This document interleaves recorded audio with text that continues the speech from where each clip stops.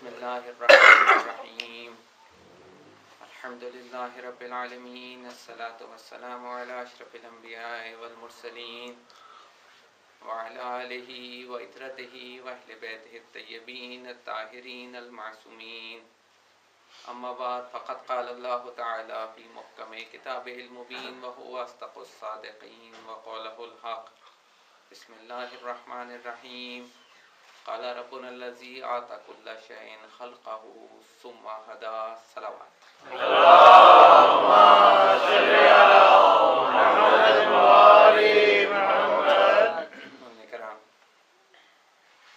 ابھی آپ نے سماعت فرمایا بنا ہوا ہے جو یہ سخنور کرم نوازی حسین کی ماشاءاللہ یقیناً عمدہ عقیدے کا اظہار اور ساتھ ہی مبنی بر حقیقت بات کہ ہم میں سے جو کوئی بھی یہ جسارت کر رہا ہے کہ یہاں آ کر چند جملے ادا کر سکے یہ سوائے نوازی حسین کے اور کچھ نہیں. ابھی آپ نے محترم عباس نقوی صاحب کے فرزندان سے مرثی اور سلام سنا. انہوں نے ماشاءاللہ سے اس ذکر کی وراثت کو اس کا حق ادا کیا. اس کی جو امانت ان کے ذمے سپرد کی گئی تھی انہوں نے بخوبی اس امانت کو منتقل کیا. میں بھی اپنے کاندھوں پر اسی ذکر کی وراثت کا بوجھ لیے ہوئے آپ کی خدمت میں حاضر ہوں اس گزارش کے ساتھ کہ اگر آپ کی سماعتیں اور افزائی فرماتی رہیں تو انشاءاللہ طالب علمانہ طور پر چند جملے آپ کی خدمت میں عرض کر پاؤں گا. ایک مرتبہ مل کر بآواز بلند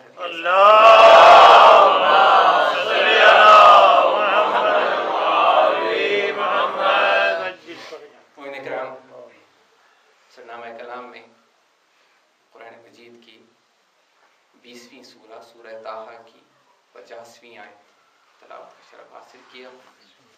سارے حوالے ہی یاد رکھنے آسان ہیں. سورت کا نام صرف 2 حرفی طٰہٰ اور اس کی 50ویں آیت 20ویں سورہ. ایک صورت احوال کا تذکرہ ہے. بات مسلسل چلی آ رہی ہے لیکن میں نے اسی مقصد کے پیش نظر اس آیت کو منتخب کیا.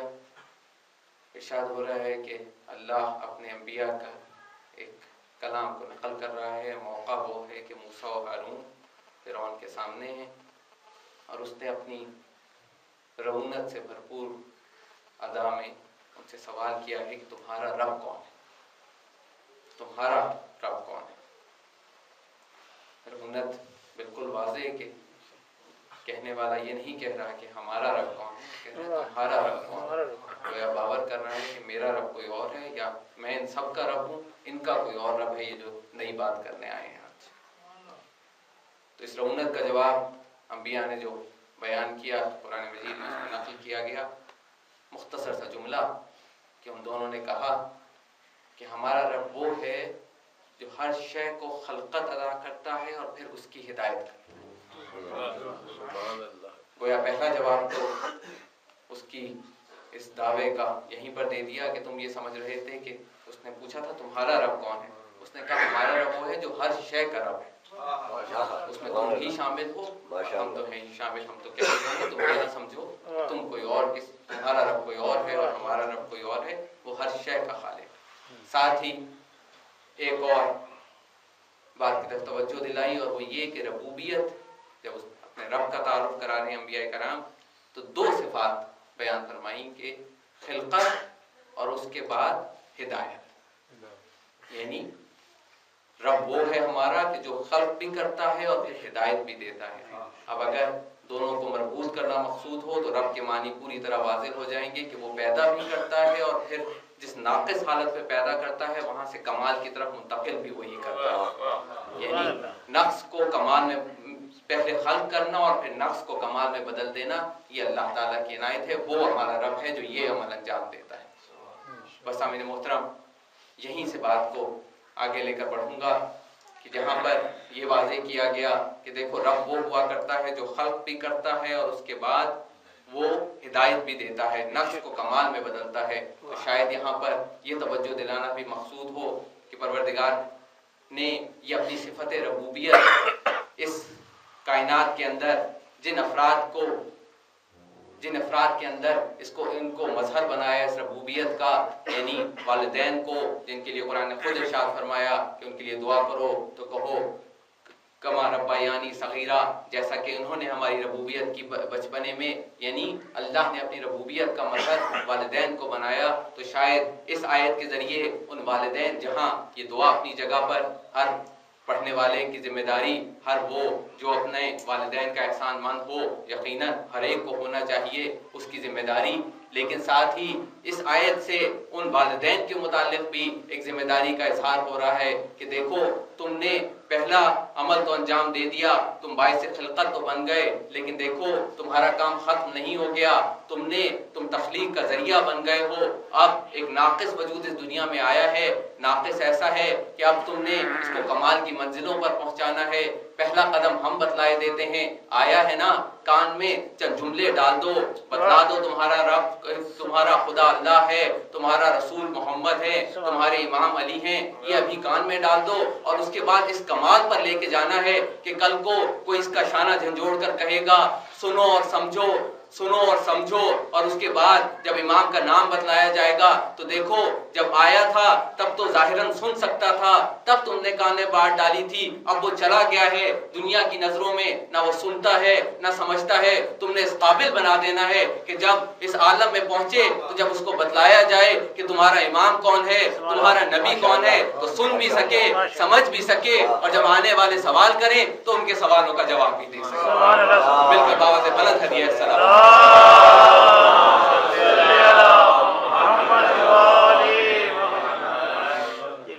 کہ دیکھو تمہیں ربوبیت کی ذمہ داری دی گئی ہے تو یہ آسان ذمہ داری نہیں ہے. تم نے اس ناقص وجود کو اس کمال پر لے جانا ہے کہ وہ حقیقتوں کا ادراک کر سکے.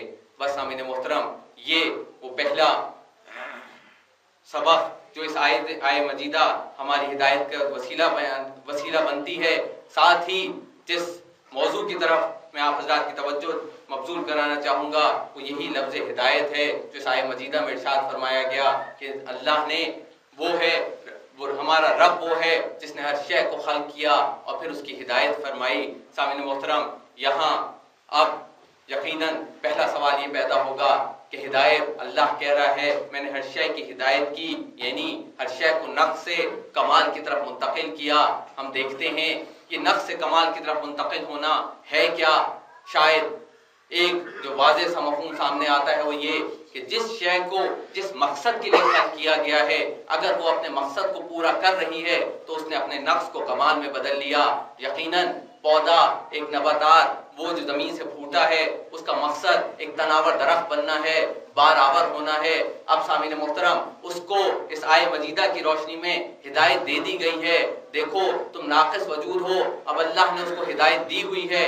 کہاں سے اس نے اپنے لیے نباتات لینے ہیں، ہوا میں سے کون سے اجزاء کو حاصل کرنا ہے، دھوپ سے کیا استفادہ کرنا ہے، یہ سب ہدایت ہوئی ہے. اور اب اس نے اس ہدایت کی روشنی میں اپنے اس نفس کو اس کمال پر منتقل کرنا ہے کہ وہ ایک تناور درخت بن جائے، وہ باراور ہو جائے، اس کا سایہ لوگوں کے لیے مفید ہو سکے، اس کا پھل لوگ نوش کر سکیں. تو یہ اس کا کمال پر جانا، اس کے اندر وہ صلاحیت موجود ہے، اللہ نے اس کو ہدایت کر کے بھیجا ہے. اور اگر جمادات کی بات ہوگی تو ان کو بھی جو ذمہ داری دی گئی وہ ان کو مبعوث، ان کو بناتے وقت ہدایت کر دی گئی، انہیں خلق کیا گیا اور ہدایت کر دی گئی. تمہیں پانی میں سفر کرنا ہے، تیرنا سکھانا نہیں پڑے گا، تیرنا تمہیں پہلے سکھا دیا جائے گا. تمہیں اپنی حفاظت کا سامان کرنا ہے نا، تم جانو گے کہ یہ وہ ہیں جو ہمیں بچا سکتے ہیں. اپنی ماں کی آغوش میں رہو گے، اس کے سائے میں رہو گے، جب تنو مند ہو جاؤ گے، طاقتور ہو جاؤ گے، تمہیں کوئی بتلائے گا نہیں، تم جانتے ہوگے میں یہ کھا سکتا ہوں، یہ نہیں کھا سکتا. کوئی نباتات کھا سکتا ہے، کوئی خوخار ہے، گوشت سے اپنی غذا کو فراہم کرتا ہے. یہ سب ہدایت ہوئی ہے، تبھی وہ اپنے نفس کو کمال میں بدلتے ہیں. بس سامعین محترم، جب اس آیت مجیدہ میں کہا گیا کہ ہر شے کو ہدایت دے دی گئی تو اس درجے کی ہدایت انسان کو بھی دے دی گئی، یعنی انسان کو پہلے ہی بتلا دیا گیا. دیکھو وہ جو بالکل نومولود بچہ ہے وہ بھی یہ جانتا ہے کہ جب اس کو اگر آپ ذرا سا بھی اچھالیں، بلند کریں، اپنے ہاتھوں کو فوراً پھیلائے گا، جانتا ہے مجھے اپنی حفاظت کرنی ہے، میں نے اپنے آپ کو نقصان سے بچانا ہے، وہ جانتا ہے میرا غذا کا ذریعہ کیا ہے، میں نے کہاں سے حاصل کرنا ہے۔ تو یہ وہ ہدایت ہے جو ہر خلق کو دے دی گئی کہ دیکھو تم اپنے وجود میں ایک ناقص وجود کے طور پر آئے ہو، اپنے وجود کی حد تک تم نے کمال حاصل کرنا ہے، وہ تمہیں ہدایت مل چکی ہے، اس ہدایت سے استفادہ کرتے جاؤ اور اپنے نفس کو کمال میں بدلتے چلے جاؤ۔ مل کر باوجہ بلند کریے۔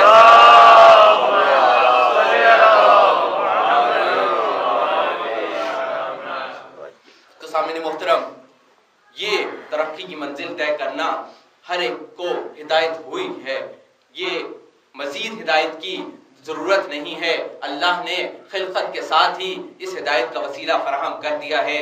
لیکن سامعین محترم، اب یہاں پہنچ کر توجہ دلاؤں گا کہ وہ انسان جو اس آیت کے ذیل میں شامل ہے ہر خلقت میں، اب اس کو ایک اور تاکید ہم دیکھتے ہیں۔ وہ تاکید کون سی ہے؟ اس کو ذمہ داری دی گئی کہ دیکھو دن میں کم سے کم 10 مرتبہ ضرور اللہ کی بارگاہ میں آؤ اور آ کے کہو اہدنا، پروردگار ہماری ہدایت فرما۔ یعنی ابھی انسان کو متوجہ کرنا مقصود ہے، دیکھو ہر شے نے اپنا کمال اس ہدایت کی روشنی میں حاصل کر لیا جو اسے دی گئی تھی، تمہاری منزل اس سے ابھی آگے کی ہے، تم نے اپنے آپ کو بچانا بھی ہے، اپنی پرورش بھی کرنی ہے، لیکن ابھی تمہیں جانا کہیں اور ہے۔ اب وہ جانا کہاں چاہتے ہو، اس کے لیے بھی تمہیں ہدایت درکار ہے۔ ہماری بارگاہ میں آؤ، آ کر ہمارے سامنے دست دعا کو دراز کرو اور بار بار مانگو کہ پروردگار ہماری ہدایت فرما، پروردگار ہماری ہدایت فرما، تاکہ تم اس درجہ کمال پر پہنچ سکو کہ نباتات پیچھے رہ جائیں گی، جمادات پیچھے رہ جائیں گی، یہاں تک کہ فرشتے پیچھے رہ جائیں گے، تم نے کہیں اور جانا ہے۔ بس وہ جانے کی منزل کہاں سے ملے گی؟ اس کے لیے اللہ کی بارگاہ میں جائے انسان اور ہدایت کی تمنا کرے تو ضرور رہنمائی کرے گا۔ تمہاری منزلیں کچھ اور ہیں، باقی کائنات کی منزلیں کچھ اور ہیں۔ مل کر باوجہ سے بلند کریے۔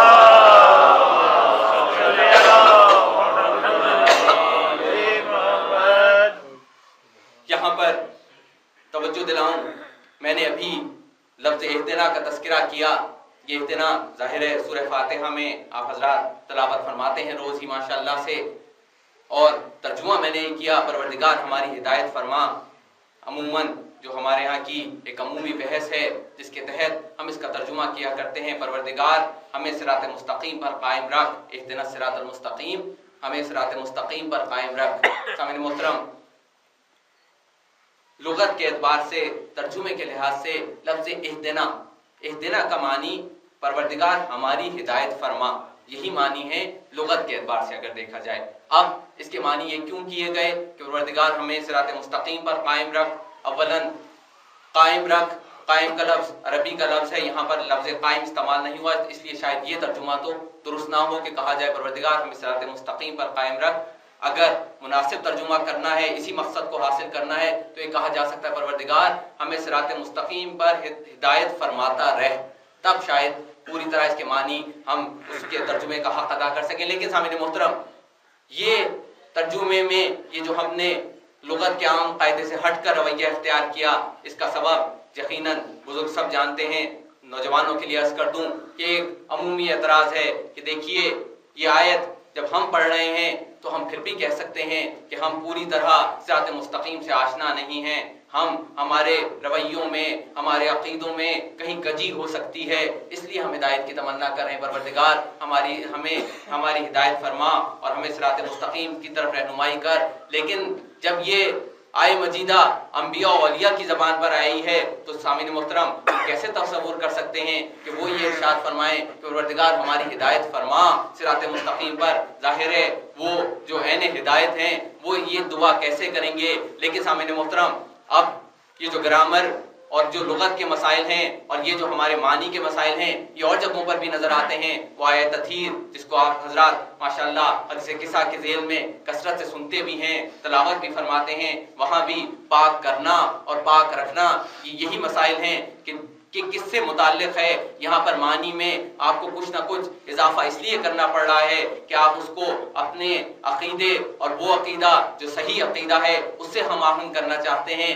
لیکن اگر اس ترجمے کو وہیں رکھا جائے کہ پروردگار ہماری ہدایت فرما، تو اس کے اندر بھی ایک معنی اپنے اندر موجود ہیں، اور ہمارے مفسرین نے اس کی طرف توجہ دلائی ہے کہ دیکھیں یہ ترجمہ غلط نہیں ہے، پروردگار ہمیں صراط مستقیم پر ہدایت فرما، کیوں غلط نہیں ہے؟ دیکھیے ایک راہ چلنے والا، اس کے ساتھ ایک بزرگ چل رہے ہیں، ساتھ ایک نوجوان بھی ہے، بزرگ نوجوان سے کہیں آگے راستہ میں اندھیرا ہے، میں روشنی کا سامان کرتا ہوں، ٹارچ میں اپنے ہاتھ میں لیتا ہوں، تم آگے بڑھتے چلے جاؤ، وہ آگے بڑھتا چلا جائے، ایسے میں کچھ دور جانے کے بعد اس ٹارچ کی روشنی بند ہو جائے، کم ہو جائے، تو اب وہ نوجوان مڑ کر بزرگ سے کیا کہہ سکتا ہے؟ یہ کہہ سکتا ہے مجھے روشنی دکھاتے رہیے، اور یہ بھی کہہ سکتا ہے مجھے روشنی دکھائیے۔ اس کا یہ کہنا کہ مجھے روشنی دکھائیے، یہ اس بات کا انکار نہیں کر رہا کہ اب تک بھی آپ روشنی دکھا رہے تھے، اب آگے بھی روشنی دکھائیے۔ بس سامعین محترم، یہاں بھی وہی انداز بیان ہے کہ کہا جا رہا ہے پروردگار ہمیں ہدایت فرما صراط مستقیم پر، تو اب یہ کہنا اس ہدایت سے انکار نہیں ہے جو اب تک فرماتا رہا ہے، لیکن سامعین محترم جب یہی قرآن مجید بتلاتا ہے کہ وہ جو قاب قوسین و ادنیٰ کی منزل پر ہے، وہ بھی کہتا نظر آتا ہے رب زدنی علما، پروردگار میرے علم میں اضافہ کر۔ گویا یہ منزلیں کبھی ختم ہونے والی نہیں ہیں، یہ صراط مستقیم کا سفر کوئی ایسا نہیں کہ آپ آ گئے یہ منزل ختم ہو گئی، نہیں، یہ منزلیں ابھی بہت آگے کی ہیں۔ اس لیے انسان یہ کہتا دکھلائی دے رہا ہے پروردگار یہاں تک تیرے کرم سے آیا ہوں، ابھی آگے کی منزلیں اور ہیں، وہاں کے لیے بھی مجھے ہدایت فرما۔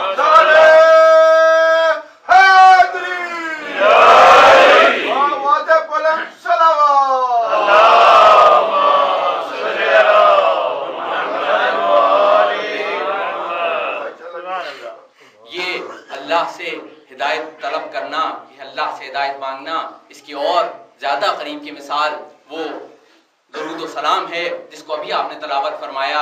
کیا ہم کیا عرض کر رہے ہیں اللہ کی بارگاہ میں؟ پروردگار سلامتی سلام ہو محمد اور ان کی آل کے اوپر۔ کیا ہمارا یہ کہنا ہمارے کہنے کا محتاج ہے یہ عمل کہ اللہ کی جانب سے ان پر سلامتی ہو؟ نہیں، پروردگار مسلسل سلامتی آ رہی ہے، ہم اس کے اس عمل کے اندر ہم بھی شامل ہو رہے ہیں، آگے کی منزلیں ہیں، اس سلامتی کو مستقل رکھ۔ لہذا اہدنا کو اگر ترجمہ اس طرح بھی کر لیں تو یہ مراتب کا نشان ہے، یہ بتلا رہا ہے کہ تم صراط مستقیم پر آ گئے ہو، لیکن صراط مستقیم کوئی ایسا نہیں کہ جہاں پر رک کر کھڑا ہونا ہے، نہیں، منزلیں ہیں، تمہیں اور آگے جانا ہے۔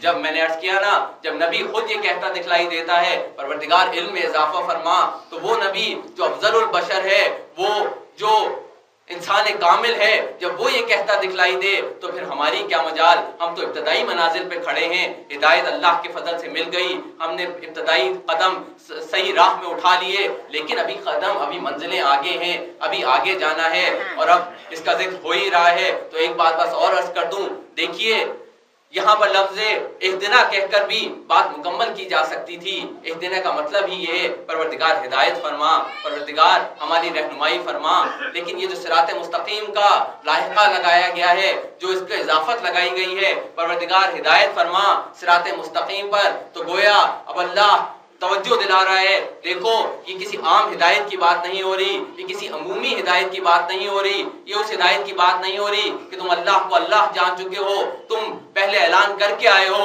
الحمدللہ رب العالمین، تم اللہ کو اللہ کہہ چکے ہو، تم وہ ہدایت تو پا چکے ہو، اب اس کے بعد یہ کسی اور ہدایت کی بات ہو رہی ہے۔ تو مزید تفصیل میں جائے بغیر بس نتیجہ عرض کر دوں، وہ جو قول معصوم ہے نحنو صراط المستقیم، ہم صراط مستقیم ہیں، تو اب انسان یہ جو مانگ رہا ہے وہ کیا کہہ رہا ہے؟ پروردگار اس راہ پر آ گیا ہوں، یہ جو معصومین کی راہ ہے اس پر تو نے ہدایت کر دی ہے، لیکن ان کی منزلیں، ان کا ساتھ دینا، ان کے رفیق ہونا، ان کی نصرت کرنا، ارے یہ ہم جیسے بھی دعویٰ کر رہے ہیں اور وہ بھی ہیں جو سلمان و میسم ہیں، پروردگار اس میں بہت فاصلہ ہے، ہدایت فرماتا رہے تاکہ ہم ان کی منزلوں پر آگے بڑھتے چلے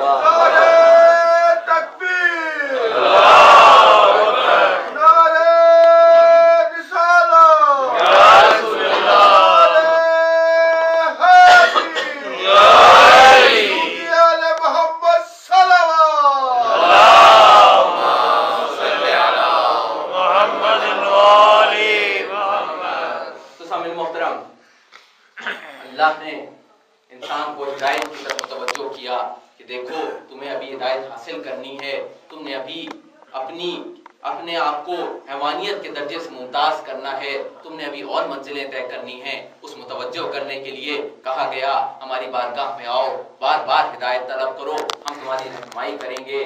بس سامعین محترم، اب یہاں پہنچ کر توجہ دینے کی بات یہ کہ ہمارے لیے اللہ نے ہدایت کو کہا کہ تم ہدایت حاصل کرو، تم ہدایت کی جانب بڑھو، ہر انسان کی آرزو کہ وہ ہدایت حاصل کرے۔ یہ ہدایت حاصل کہاں سے ہوگی؟ سامعین محترم، یقیناً ماشاءاللہ سے ہم آپ جس پر ایمان ماحول میں وقت گزارتے ہیں، ہمارا ذہن فوراً متوجہ ہوگا ہدایت کے ان ذرائع کی جانب جن کو ہم بخوبی جانتے ہیں، جن سے ہم ہدایت حاصل کرتے ہیں۔ وہ ایک سلسلہ ہے، وہ ایک ذریعہ ہے جس کی جانب رسول نے متوجہ کر دیا۔ لیکن سامعین محترم، یہ اس ماحول کا اثر ہے، الحمدللہ اس سبق کا اثر ہے، اس وراثت کا اثر ہے جو ہمیں بزرگوں سے ملی ہے۔ یقیناً ہم یہاں پر بخوبی جانتے ہیں کہ ہمیں ہدایت کا ذریعہ کیا ہے، لیکن کسی ایسے ماحول میں جہاں پر جو اس فطرت سے آشنا نہیں ہے، جو اس منزلت سے آشنا نہیں ہے، جو اس ہدایت سے آشنا نہیں ہے، وہاں پر جب یہ سوال کیا جائے گا دیکھو تم ہدایت کیسے حاصل کرو گے، تو اب سامعین محترم، اللہ کا دین ہر ایک کے لیے ہے، اس پوری کائنات کے لیے ہے، اس تمام دنیا کے لیے ہے، ہر طرح کے افراد پائے جاتے ہیں۔ تو اب ان کو جنہوں نے ابھی ابتدائی منزلیں طے کرنی ہیں، جنہوں نے ابھی ابتدائی اقدام کرنے ہیں، ان کو ہدایت کے لیے ان ذریعوں تک نہیں آنا، ان کو اس سلسلے تک نہیں آنا جس تک ہم نے جانا ہے، وہ یقیناً اگلی منزلوں پر آئیں گے۔ پہلا ہدایت کا ذریعہ اللہ نے بھی بیان کر دیا اور قول معصوم نے تائید کر دی کہ دیکھو تمہارے اندر ایک رسول ہے، ایک رسول باطن ہے، اس کا کیا نام ہے؟ اس کا نام عقل ہے۔ بس سامعین محترم، ہدایت کا پہلا ذریعہ عقل ہوا کرتی ہے، عقل رہنمائی کرتی ہے کہ دیکھو تم اس دنیا میں آئے ہو، تمہارے کچھ مفادات ہیں، تم کچھ چاہتے ہو، اپنے لیے آب و غذا چاہتے ہو، اپنا تحفظ چاہتے ہو اور اس میں مسلسل اضافہ چاہتے ہو۔ عقل متوجہ کرے گی دیکھو تم اضافے کے خواہش مند ہو نا، تو اب یہ دیکھو کہ پہلی عطا تمہارے اوپر کہاں سے ہوئی۔ اگر تم اس کو جان گئے کہ پہلی عطا کہاں سے ہوئی تھی تو اضافہ بھی حاصل ہو جائے گا۔ خالص عقلی ذریعے سے انسان وہاں تک پہنچ سکتا ہے، ان منزلوں کو حاصل کر سکتا ہے کہ اگر وہ یہ جاننے کی کوشش کرے کہ مجھ پر جو پہلی نعمتیں ہیں، یہ زندگی ہے، یہ آب و غذا ہے، یہ مجھے کہاں سے مل رہی ہیں۔ عقل اگر وہاں تک صحیح رہنمائی کر دے تو پھر انسان اس صحیح در پہ پہنچ جائے گا، اللہ کی بارگاہ تک پہنچ جائے گا، جہاں سے ہدایت کا اصل ذریعہ ہے، جہاں سے ہدایت کا سرچشمہ ہے، جہاں سے ہدایت انسان حاصل کرے گا۔ لیکن سامعین محترم، یہاں پر ایک اعتراض، جو کہ اعتراض بالکل اپنی جگہ پر عقلی اعتراض ہے، وہ یہ کہ اگر ہم یہ کہتے ہیں کہ انسان کی ہدایت کے لیے، بنیادی ہدایت کے لیے عقل کافی ہے، اللہ نے عقل عطا کی ہے تو وہ رہنمائی کرے گی، اگر انسان کاوش کرے تو اب کیا پوری دنیا، وہ دنیا جو اس دائرہ اسلام سے باہر کی دنیا ہے، کیا وہ صاحب عقل نہیں ہے؟ کیا وہ عقلاء کی جماعت نہیں ہے؟ یہاں پر یہ گھر خاص طور پر ایسے افراد پر مشتمل ہے جو اپنے اپنے شعبے کے ماہرین ہیں، ان سے آپ خود پوچھ سکتے ہیں، وہ یقیناً تصدیق کریں گے کہ ہر شعبے میں مہارت عقل کی متقاضی ہے، اور یہ مہارت ہمارے ہاں سے زیادہ ان میں پائی جاتی ہے کہ جو اس دائرے میں داخل نہیں ہیں، جو دائرہ اسلام میں بھی نہیں ہے، وہاں پر عقل کے زیادہ مظاہرے نظر آتے ہیں۔ تو سامعین محترم، کیا یہ اعتراض نہیں بنتا کہ پروردگار نے اگر عقل ہادی ہے، عقل ہدایت کرنے والی ہے، تو کیوں ان کی ہدایت کیوں نہیں ہو رہی؟ کیوں وہ ہدایت نہیں حاصل کر رہے؟ بس سامعین محترم، اس کا جواب عرض کیے دیتا ہوں ایک مثال کے ذریعے۔ وہ مثال کیا کہ دیکھیے، آپ آئینے کے سامنے کھڑے ہیں، اس آئینے میں اپنی صورت ملاحظہ فرما رہے ہیں۔ جب تک آپ اپنی صورت پر متوجہ ہیں، آپ پوری طرح اپنے نقش و نگار پر غور کر رہے ہیں، لیکن ایک فرد آئینے ہی کے سامنے کھڑا ہے، آئینہ بڑا مزین ہے، بڑا خوبصورت ہے، بیر بوٹے بنے ہوئے ہیں، اس وقت وہ آئینے کے سامنے کھڑے ہو کر اس کے بناؤ سنگھار کو دیکھ رہا ہے، وہ یہ دیکھ رہا ہے اس کی نقاشی کیسی خوبصورت ہے۔ جب وہ ان پر توجہ دے رہا ہے، اس کو آئینے میں اپنی صورت نہیں دکھلائی دے رہی، وہ کسی اور چیز پر غور کر رہا ہے۔ بس سامعین محترم، یہ کائنات ایک آئینہ ہے، اس کے اندر ایک وجود کا عکس نظر آ رہا ہے۔ اب غور کرنے والا اگر یہ دیکھتا رہے یہاں سمندروں کی گہرائی کتنی ہے، پہاڑوں کی بلندی کتنی ہے، کتنے قسم کے نباتات ہیں، کیسے جمادات ہیں، اگر اس उसकी तवज्जो उनकी तरफ रहेगी, वो उस अक्स को नहीं देखेगा जो आईने में नजर आ रहा है। ये अक्ल का कसूर नहीं, ये नजर का कसूर है कि उसकी तवज्जो उस तरफ है ही नहीं जो जलवा आईने में दिखलाई दे रहा है। जरा सी अपनी तवज्जो वहां से हटाए और ये जाने कि वो सूरत कौन सी नजर आ रही है, फिर इन नक्शो निगार पर देखे तो अब उसको हिदायत भी मिल जाएगी, रहनुमाई भी मिल जाएगी, वो अल्लाह तक पहुंच भी जाएगा। मिलकर बाबा से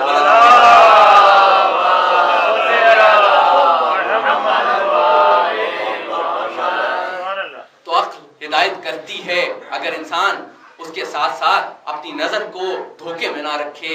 अगर अपनी नजर अक्ल जिस तरफ रहनुमाई करे, देखो तुम देख रहे हो ना, पूरी तस्वीर देखो, सिर्फ ये ना देखो कि क्या क्या खूबसूरतियां हैं, क्या क्या रंगीनियां हैं, उसके मुताले में गर्क ना रहो, ये भी तो देखो किसका जलवा दिखलाई दे रहा है, कौन सा मजहर यहाँ पर। तो जब तुम उस पर तवज्जो दोगे जान जाओगे कि हकीकत क्या है, किसका किसका अक्स है जो इस कायनात में नजर आ रहा है। बस आमीन मोहतरम, अक्ल की ये रहनुमाई इसी मंजिल पर नहीं रुक जाती। अक्ल हमेशा मददगार होती है, हमेशा हिदायत का फरीजा अंजाम देती है। अगर इंसान उसे सही रहनुमाई लेता रहे, उसके ऊपर तासुबात के पर्दे न डाल दे, उसके ऊपर अपने मिजाज की गर्द न डाल दे, तो अक्ल रहनुमाई करती है, हिदायत करती है।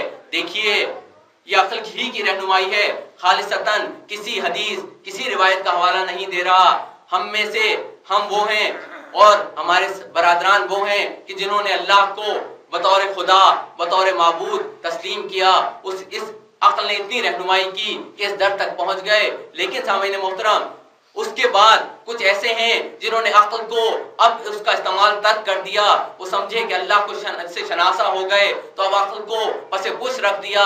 अब उनके यहाँ कैसी कैसी अक्ली चोटें नजर आती हैं। देखिए कभी वो ये कहते दिखलाई देते हैं कि अल्लाह कभी 7वें आसमान पर होता है, कभी वो पहले आसमान पर आ जाता है, कभी उसके जिस्म जिस्मानियात का जिक्र किया जाता है, कभी कहा जाता है वो दोज़ख की आग को ठंडा करने के लिए अपना पाँव उसमें दाखिल कर देगा। मैं कहूँगा अगर अक्ल का वो दामन ना छोड़ते, अक्ल ने यहाँ तक हिदायत कर दी थी कि एक माबूद है, लेकिन उसके बाद अक्ल से अपने आप को लाताल्लुक क्यों कर लिया। अगर जरा सी अक्ल इस्तेमाल करते तो फौरन वाज़े हो जाता कि अगर हमने उसको जिस्म जिस्मानियात में मान लिया तो हमने उसको महदूद समझ लिया। जब महदूद समझ लिया तो यहाँ है वहां नहीं है, जब यहाँ है और वहां नहीं है तो फिर वो खुदा तो नहीं है। इसका मतलब है उन्होंने अक्ली चोट खाई, अक्ली धोखा खाया। या रहनुमाई करती चलेगी, उसके बाद रिसालत की जानिब भी ये अक्ली मुतवज्जो करेगी कि देखो अगर तुम अल्लाह को जिस्म जिस्मानियात से मुबर्रा समझते हो, अक्ल कहती है कि उसको इन हवादिस से बुलंद होना चाहिए, तो वो हिदायत कैसे करेगा, वो मुकालमा कैसे करेगा, वो पैगाम कैसे पहुंचाएगा, किसी को हमारा जैसे को खल्क करेगा। यही रिसालत की बुनियाद है। अब यहाँ तक तो उनकी अक्ल ने रहनुमाई कर दी, लेकिन आगे आकर फिर धोखा खाया कि अब क्या हुआ कि कभी कहते हैं कभी ये बशर होता है, कभी रसूल होता है। जब ये किसी की ताजीम के लिए खड़ा हो जाए, किसी को कांधों में बिठा ले, तो ये उसकी फितरी मोहब्बत है। इस वक्त ये रसूल नहीं है। मैं कहूँगा तुमने नतीजा तो निकाल लिया, जरा वो खत तो खींच के बतलाओ कब बशर होता है, कब रसूल होता है। मेरी अक्ल तो नहीं फैसला कर पाती। अगर तुम कहोगे बशर है, मैं कहूँगा रसूल है, तो अब हिदायत कैसे होगी। कब कहें वो हादी है, कब कहें वो हिदायत नहीं कर रहा। मिलकर बाबा से बुलंद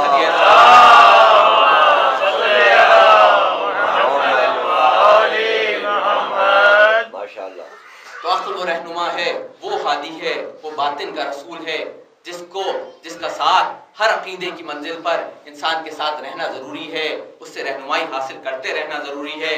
जब वो दुरुस्त रहनुमाई करेगा तो फिर आपके नतीजे सही होंगे, फिर इंसान इस धोखे में नहीं पड़ेगा। अरे किसी को अपनी जगह पर बिठला रहा है रसूल, तो ये किसी फितरी मोहब्बत के तहत नहीं है कि उसका मनसब रिसालत का तकाजा है, उसकी कोई जिम्मेदारी अदा कर रहा है। अगर नवासों को कांधे पे बिठाए उनकी फजीलत की हदीसें बयान हो रही हैं तो मोहब्बत का इजहार नहीं है, ये कोई फरीजा रिसालत है जिसको अदा किया जा रहा है। और अगर ये सब तो मोहब्बत के इजहार है ना, लेकिन जब किसी मैदान के अंदर रसूल इतना एहतमाम करे कि किसी को ऐलान करे, तो अब तुम उसको भी मोहब्बत का तकाजा कह दो कि ये तो नबी ने सिर्फ ये बतलाया है कि अली दोस्त है, अली ایسے ہیں, میرے بھائی ہیں, ولی کے ترجمے اب تم وہی کرتے رہو. نہیں, نہ پہلے نبی نے اپنی رسالت سے کوئی اور ہٹ کے کام کیا, نہ یہ رسالت سے ہٹ کر ہے, یہ عین رسالت ہے. ایسا فریضہ ہے کہ اللہ قرآن آیت میں کہہ رہا ہے کہ نبی اگر یہ نہ ہوا تو رسالت ہی نہ ہوئی, اگر علی کی ولایت کا اعلان نہ ہوا تو کار رسالت تکمیل کو نہ پہنچا. مل کر آواز بلند کریے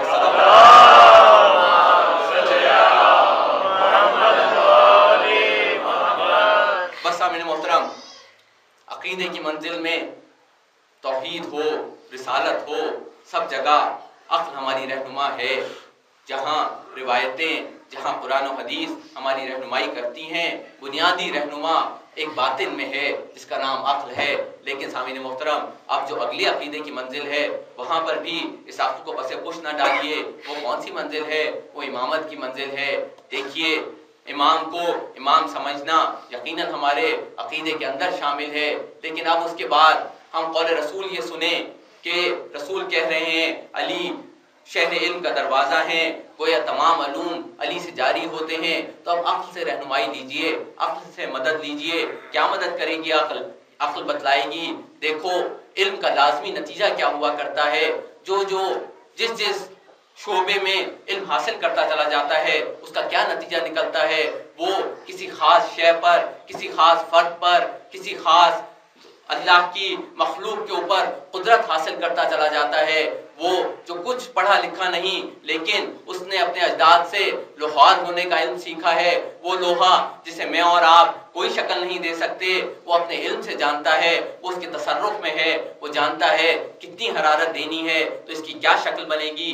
وہ ان باریکیوں سے آگاہ ہے. وہ کسان جو کسی مکتب کا پڑھا ہوا نہیں ہے لیکن وہ اتنا تصرف رکھتا ہے کہ وہ جانتا ہے اس زمین میں کیا بوؤں گا, کتنا پانی ڈالوں گا, اس کی آبیاری کیسے کروں گا تو مجھے کیسی فصل حاصل ہوگی. اس کا تصرف اس بیج کے اوپر, اس زمین کے اوپر ہے.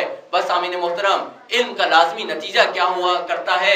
تصرف. انسان جس شعبے میں علم حاصل کر لے اس سے متعلقہ چیزوں پر اس کو اختیار حاصل ہوتا چلا جاتا ہے, تصرف حاصل ہوتا چلا جاتا ہے. تو اب اگر نبی یہ کہیں کہ علی وہ ہے جس سے تمام علوم جاری ہوتے ہیں, تمام علوم اسی باب سے گزرتے ہیں, تو سامعین محترم یعنی علی کے علم میں ہر چیز, علی کا علم ہر چیز پر احاطہ کیے ہوئے ہے. تو اب ان بحثوں میں پڑھنے کی کیا ضرورت ہے؟ اب خود ہی فیصلہ کرے گی. ارے یہ بحث کیا بحث ہے کہ علی 40 جگہ ہو سکتے ہیں یا نہیں ہو سکتے. اگر علی علم رکھتے ہیں تو علی تصرف بھی رکھتے ہیں. اب کوئی ایسا مسئلہ نہیں جس میں یہ سوال اٹھے کہ علی یہ کر سکتے ہیں یا نہیں کر سکتے. علی جب کل کے علم رکھتے ہیں تو کل کا تصرف بھی رکھتے ہیں. چاہے تو سورج ڈوبتے سورج کو پلٹا دیں, چاہے تو جس طرح نبی نے چاند کو ٹکڑے کیا علی کر کے دکھلا دیں. کیوں؟ کیونکہ علی علم کے حامل ہیں, علی تصرف کے حامل ہیں. مل کر آواز بلند کریے.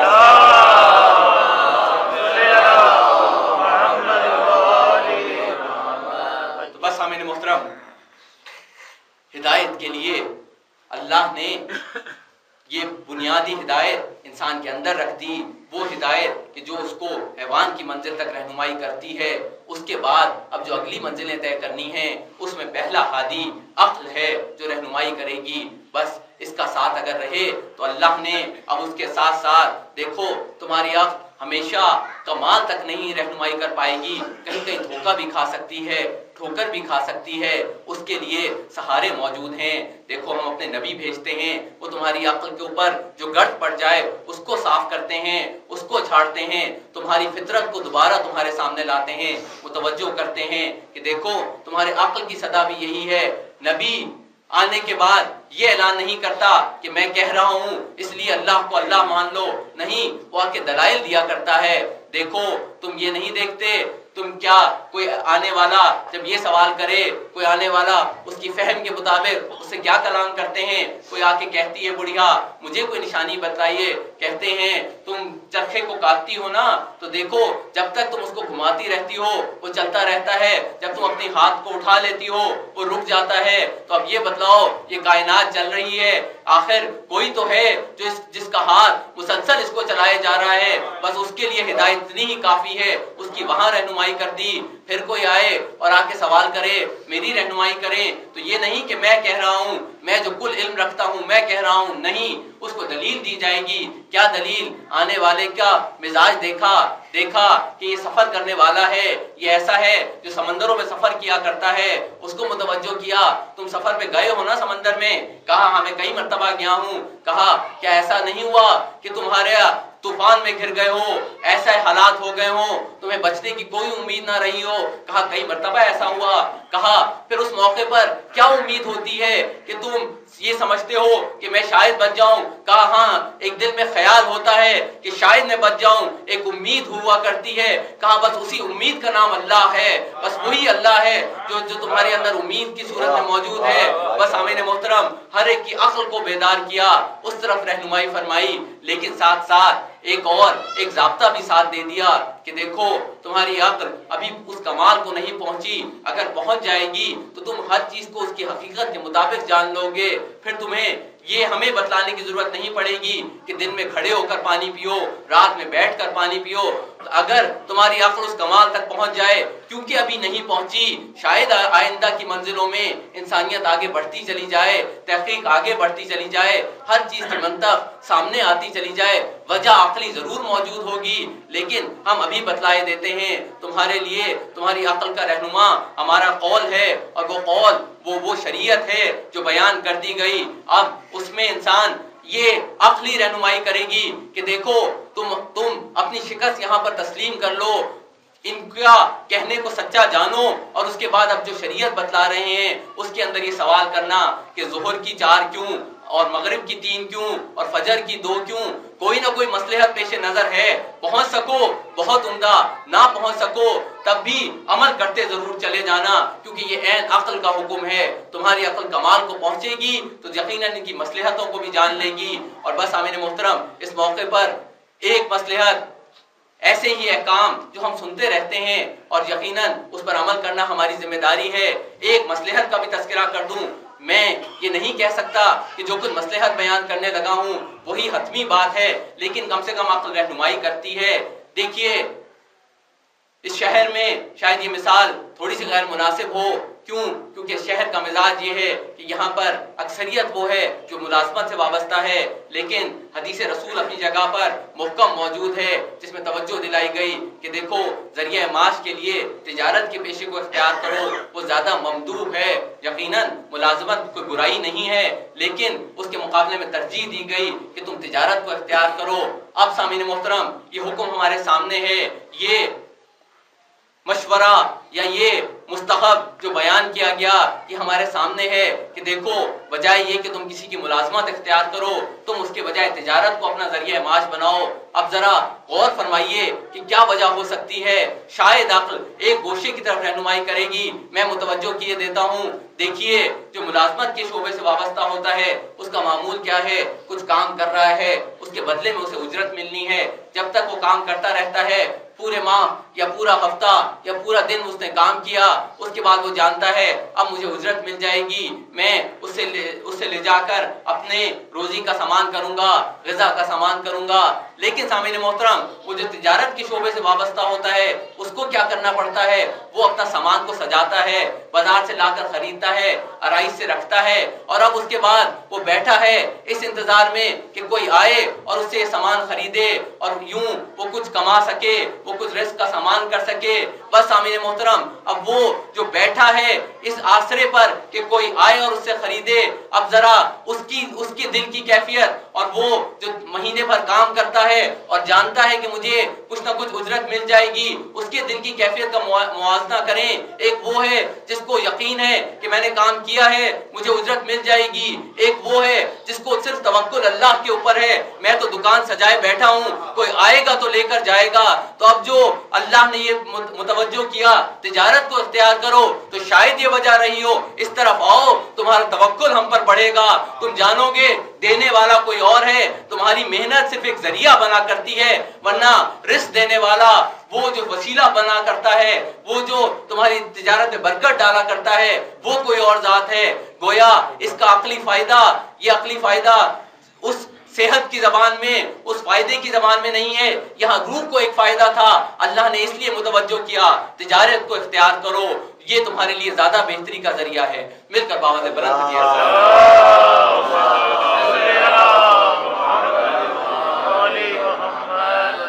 بس حاضرین محترم، ہماری رہنما عقل ہے، اور اس کے ساتھ ساتھ اس عقل نے جب متوجہ کیا، رسول کی بارگاہ تک پہنچے تو انہوں نے کہا کہ اب آؤ، تمہیں میں نے پیغام پہنچا دیا، شریعت دے دی، لیکن تمہاری عقل کے ساتھ ساتھ اس کی رہنمائی کے لیے 2 اور ہادی چھوڑے جا رہا ہوں۔ وہ ہادی کون؟ رسول وہ مارکت العرا اعلان فرما کر گئے کہ جس میں بتلا گئے کہ دیکھو ہدایت اب ان 3 سے باہر نہیں ہوگی، تمہاری عقل تمہاری رہنما ہے، اور اس کے بعد قرآن اور اہل بیت، بس یہ تمہارا کل اثاثہ ہے، ان کو تھامے رکھو، تمہاری منزلیں فلاح ہی کی منزلیں ہیں۔ بس سامعین محترم، عقل کے بعد کوئی رہنما ہے، عقل ہی کا رہنما ہے تو قرآن ہے، یا قول معصوم ہے، یا وہ سلسلہ معصومین ہے جس میں سے ہر فرد کا قول رہنما ہے، ہادی ہے۔ لیکن سامعین محترم، اس ہدایت کے سلسلے کے اندر 2 نام ایسے ہیں کہ جن کو ہدایت سے خاص نسبت ہے۔ ایک تو وہ نام ہے کہ جو کہ اس زمانے کے امام کا نام ہے، کہ جس کے نام میں ہدایت کا لفظ شامل ہے، وہ ہادی ہے، وہ مہدی ہے۔ مل کر آواز بلند کریے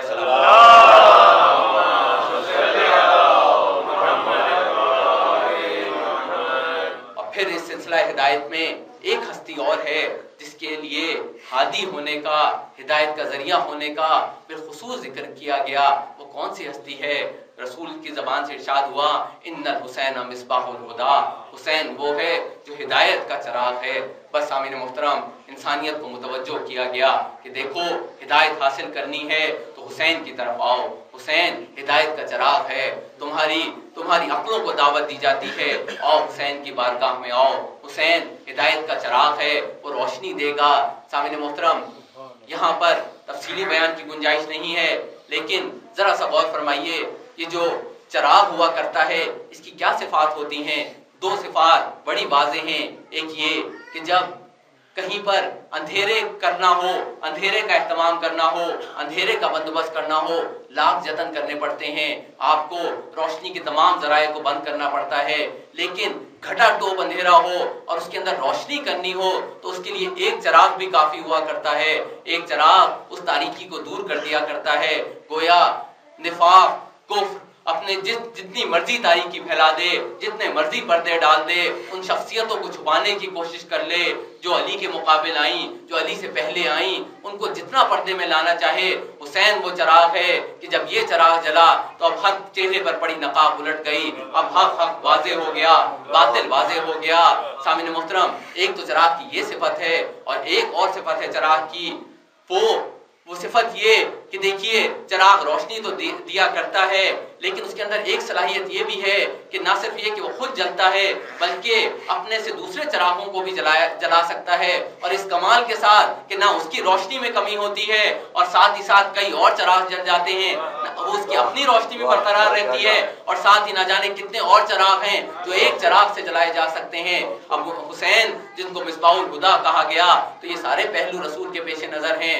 حسین وہ ہوگا جو حق و باطل کو بالکل واضح کر دے گا، اور پھر حسین ہی وہ ہے جس اس ہدایت کے چراغ سے اتنے چراغ جلیں گے کہ کائنات جگمگا اٹھے گی۔ بس ذرا آنکھوں میں بصارت ہو، ذرا سی دیکھنے کی صلاحیت ہو، تو اب روشنی اتنی ہو کر دی حسین نے کہ اب حق و باطل میں کوئی ایسا فرق نہ رہا، ایسا فرق واضح ہو گیا ہے کہ اب کسی کو دھوکہ نہیں ہوگا، ہر ایک کے لیے بات پوری طرح واضح ہو گئی۔ بس سامعین محترم، حسین کے جلائے ہوئے چراغ، یقیناً ایک تو وہ موقع تھا جب ہم نے حسین کی جانب سے کہکشاں کو زمین پر اترتے دیکھا۔ کون سا موقع؟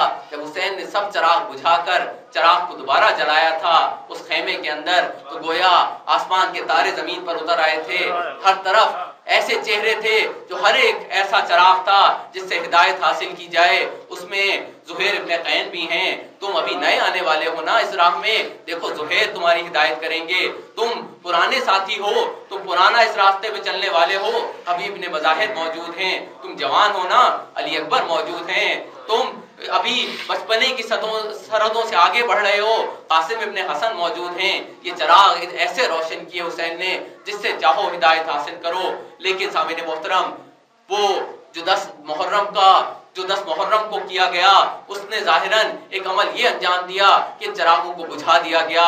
हुसैन ने हिदायत के ये चिराग रोशन किए थे, इनमें वो भी थे जो 10 मुहर्रम की सुबह की रोशनी बने थे, वो हुर भी था जो इंसानियत के लिए, हर फर्द के लिए, हम जैसों के लिए कि जो अपने आप को गुनाह से आलूदा देखते हैं, खताकार देखते हैं, उनके लिए हिदायत का जरिया है।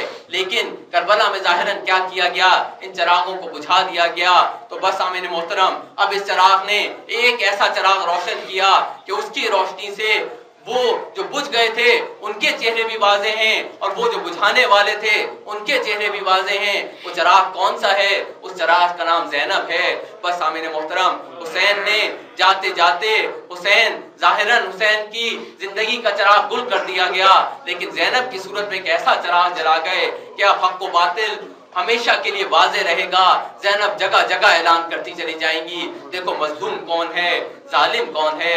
सामीन मोहतरम, अब ज़ैनब ने ये जो मशल हाथ में थामी है, ये जो हिदायत की मशल संभाली है, बस सामीन मोहतरम, ज़ैनब कैसे रहनुमाई करेंगी, किस किस मंजिल पर रहनुमाई करेंगी?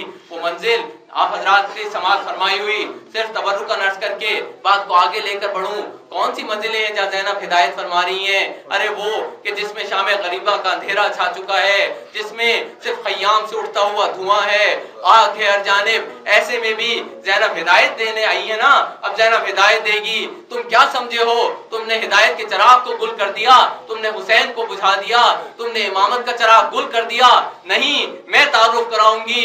एक खेमे में ज़ैनब जाएंगी, कहेंगी ए इमाम, अब गश से आंखें खोलिए, ये फरमाइए हमारा वजीफा क्या है? क्या खेमों के अंदर जल जाए या खेमों से बाहर निकले? तारुफ कराना इमाम का मकसूद है। जान लो तुम उस चिराग को नहीं बुझा सके, वरना ज़ैनब जानती हैं शरई फरीजा क्या है। इमाम ने कहा फूफी खेमे से बाहर निकलिए।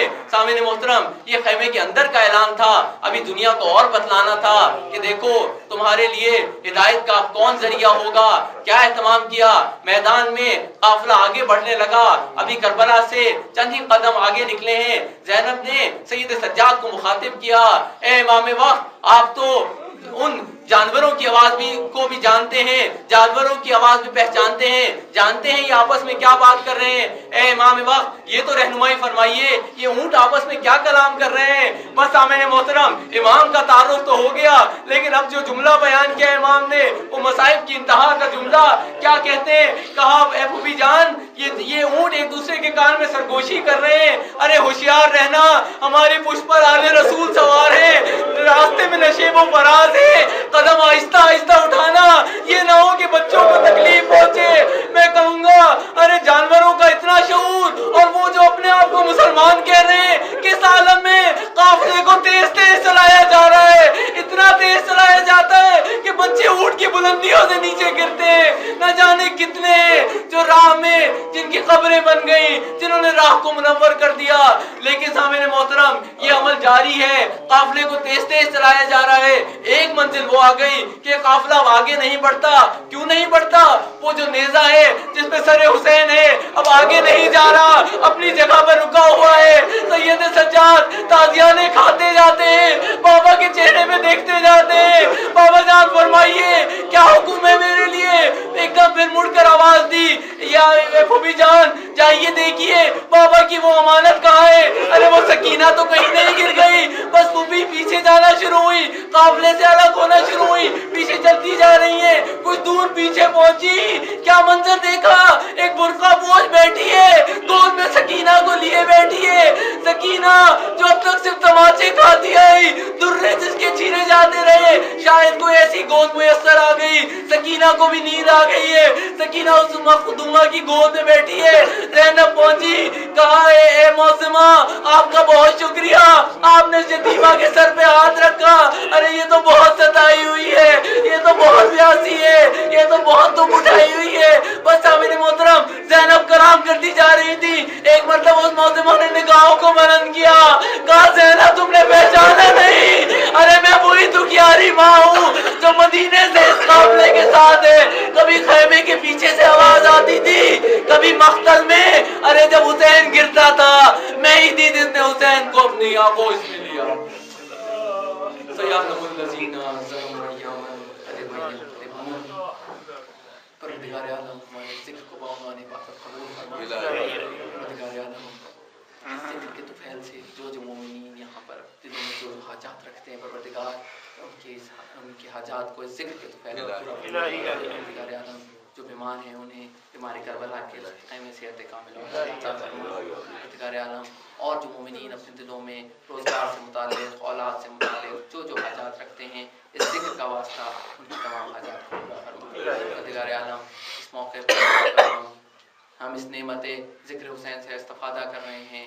परवरदिगार ये हमारी ज़िम्मेदारी है कि हम उनका शुक्रिया अदा करें जिनके तुफ़ैल हम तक ये मोहब्बत मुंतकिल हुई। वो बुज़ुर्ग, वो कलाम करने वाले, वो ज़िक्र करने वाले जिन्होंने हमें इस बंद से हमें ये वर्षा मुंतकिल किया। परवरदिगार आलम उन तमाम को शोहदाए करबला के साथ मशहूर फरमा। बिलखुसूस परवरदिगार आलम इस अज़ा खाने के बानी जनाब इज़हार हुसैन ज़ैदी साहब, इज़हार हुसैन रिज़वी साहब और उनकी अहलिया और इस ख़ानदान के वो बुज़ुर्ग खुसूसन सुल्तान मिर्ज़ा देहलवी साहब जो काबिल क़दर आलिम हैं जिनकी लिखी हुई कुतुब आज भी हम जैसों के लिए रहनुमा है। परवरदिगार आलम उन सबको जवारे शोहदाए करबला में जगह अता फरमा। परवरदिगार आलम वो जो हर दुआ की एक दुआ परवरदिगार इस ज़माने के हादी, इस ज़माने के मेहदी के ज़बूर में ताजील फरमा, हमें उनके अंसार में शामिल होने की तौफ़ीक़ अता फरमा। रब्बना तक़ब्बल मिन्ना इन्नका अंतस समीउल अलीम।